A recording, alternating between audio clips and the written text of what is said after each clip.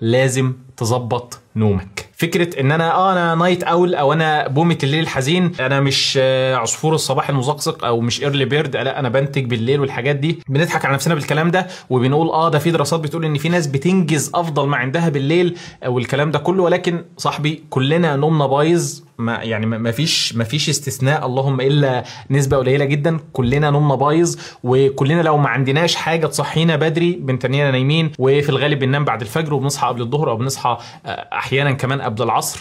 فيومنا بيكون مش شقلب وبنقوم مقريفين ومش عارفين ننتج، وعلى ما بنفطر او نشرب قهوتنا او ايا كان نحاول نفوق نلاقي ان احنا بقينا بالليل، وجسمك بالليل مهيأ اكتر ان هو يستريح، فبتلاقي ان انجازك مش افضل حاجه حتى وان كنت بتنجز، واخد بالك؟ ولو شايف ان انت بتنجز بالليل، فلو قلبت وصحيت بدري وبدأت بدري هتلاقي الدنيا فرقت معاك اضعاف انجازك بالليل.